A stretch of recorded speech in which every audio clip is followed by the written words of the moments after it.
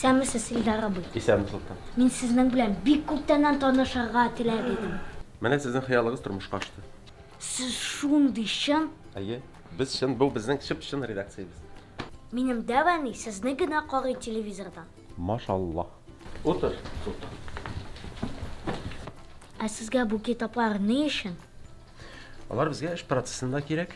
Без редакциядә эшләгән вакытта интернетны кулланабыз, ләкин анда булмаган мәгълүматлар, бигрәк тә татар халкы, аның тарихы буенча, мәдәнияте буенча бик күп сорауларыгызга җаваплы китаплардан алабыз. Менә шуңа күрә без бик күп китапларны үзебездә кулланабыз, безгә аларны бик күп бүләк итәләр. Бу әле бер өлеше генә. Илдар абый, менә телевидениегә килер өчен нинди сыйфатлар булырга тиеш кешедә? Кешедә профессионализм сыйфатлары булырга тиеш. Ул нәрсә дигән сүз? Ул югары белем, менә шул профиль буенча журналистика, филология буенча, режиссура буенча. Шуннан соң инде телевидение ул үзе бер кызыклы дөнья. Монда нәкъ менә башка газеталардагы, радиолардагы шикелле үк без информация белән эшлибез.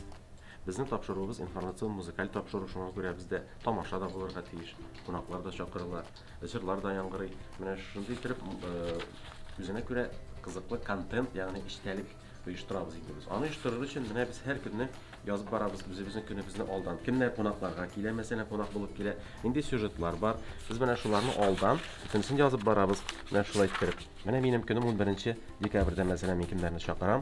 Менә әле монда язылып бетмәгән, чөнки әле җомгага кадәр вакыт бар. Телевидениедә психология кирәкме? Телевидениедә психология кирәк, башка өлкәләрдәге кебек үк. Мәсәлән, тамашачыны, я булмаса янында эшли торган партнерны ярты сүздән аңлар өчен психология бик кирәк. Ә сез туры эфирга ничек әзерләнәсез һәм куркасызмы? Бүрдән курыксаң урманга бармаска кирәк ди китап. Шуңа күрә без курка гына эшлибез. Ул курку түгел инде, ул ниндидер җаваплылык хисе. Еллар узган саен ул үзгәрә, бара.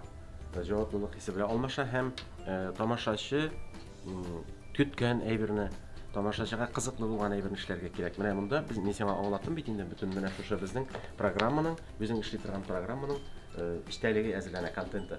Мин мәсәлән продюсер дип аталам инде, ул көнне мин тапшыру өчен тулаем җавап бирәм. Кунаклар өчен дә, сюжетлар өчен без нәрсә күрсәтәбез, шушыларны эшләп, без менә шундый сцена план төзибез. Менә шушыларны әзерләгәннән соң сценарийны кулга тотып без кире китәбез студиягә. Ә студиядә нәрсәләр булганын без синең белән анда карарбыз.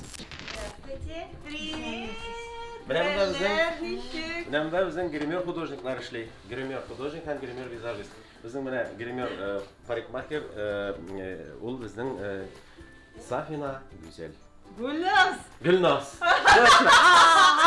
Вот менә шулай итеп безне монда матурлап, бизәп, әйбәтләп чыгаралар. Инде менә аларның бөтен әйберләре әзер. Безнең иртәнге эш сәгатебез шушыннан башлана, Солтан. Менә бу губочкалар белән безнең битләребезне матурлыйлар, чәчләрне тарыйлар. Менә булар белән башка сиптерәләр, менә булай. Менә 9-нчы сыйныфтан укуны тамамлап бетерсәм, монда килергә ярыймы? Килергә ярый. Сине без кабул итеп алабыз, постановщик итеп. Ул кем? Ул өстәлләр, урындыклар ташучы, реквизитларны менә бу студияның тапшыруының матурлата торган декорацияләрен куючы булып. Ләкин син инде әгәр дә журналист булып эшлисең килсә, редактор булып, сиңа югары белем алырга кирәк була. Димәк, менә шул эш процессына соң син читтән торып, ничектер укырга тиеш буласың. Ә менә телевидение тапшыру чыгарыр өчен тагын нәрсә кирәк? Телевидениенең төп коралы ул сюжетлар. Сюжет төшерер өчен оператор кирәк, аны корреспондентлар төшереп кайта һәм аны бит әле рәтләп, матурлап, эзлеклелек белән ясарга кирәк. Моның өчен безгә кирәк монтажер. Менә без монтаж бүлмәсендә, менә монда корреспондентлар алып кайткан видеоматериалны менә шулай итеп эзлеклелеккә салып, логик эзлеклелеккә салып, редактор төзәткән текст буенча, уларны баштан карап төзәтеп чыга, шул текст буенча монтажлыйлар. Ягъни менә һәрбер кадрны урынына урнаштырып, логик эзлеклелек белән тамашачыга кызыклы, матур итеп, хатасыз итеп ясыйлар.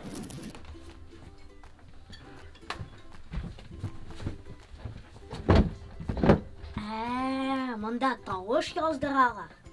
Мин Солтан Бәдертдинов. Без яңа рубрика ачабыз. Ул рубрика кечкенә балаларга. Сильно развернулся, еще чуть-чуть, так, еще, ладно, вот так, вот так. Готовы? работаем. Bizning героебыз bugun to'g'ri efirda. Biz uni u bizni ko'ra tonish bo'lamiz. Ilnar G'aliyev ham kichkinagina savol-javob. Ilnar, turmush devizam. Отлично. Все, оставляем вот этот вариант. Всё отлично.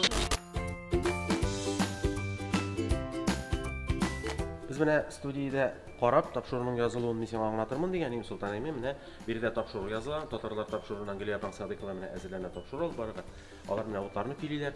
Biz senin bilan ezgina chiqib turamiz. Ular ishni bitirgach biz bundan kirishakmiz.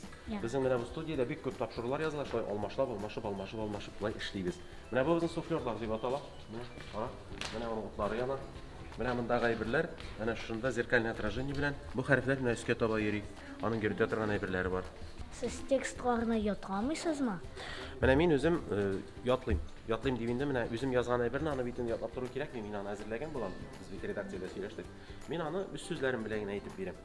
Shunga ko'ra men so'zlarga bek murojaat etmayman. Lekin bu lag'ay vaqt masalan marafonlar, yolg'ishga yaramay turgan o'rinlar, андай vaqtda endi mana bu so'zlar bizga yordamga keladi.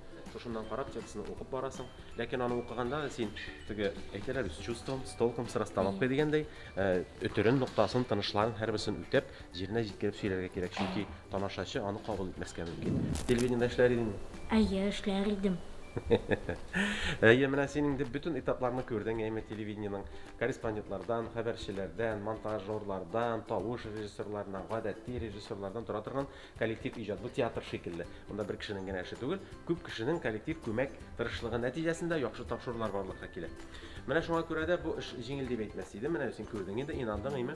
Mana men bir topshiriqni yozdirgandan so'ng madaniyat dunyosida degan topshiriqni yozdirgach bizga Soba rayonundan kelgan delegatsiyalar shunda o'tirdilar endi topshiriq barishida. Mana sen ko'rgancha biz qat-qat repetitsiyalar bilan topshiriqni yozdirdik. Chunki u yozmada bor bitindi. Shundan so'ng Olapay aytdi: "Oy balaqayim, sizning ishingizda bek yengil tugul ekan, bek og'ir ekan ishingiz" dedi. Mana shulay aytib endi men o'zimizning ishimizning endi og'ir ekanligini anladim. Ham og'ir bo'ludan tashqari bek javobli. Shunga ko'ra biz har mezgilda, har sekundda tomoshachilarda javoblilik qilib ishlaymiz. Aytib bildim. Lekin men baribir televideniyada ishlar edim. Yo'q, Sultan ishlar biz seni kutib qolamiz. Zo'r o'sgach bizga kelirsin. Yarar.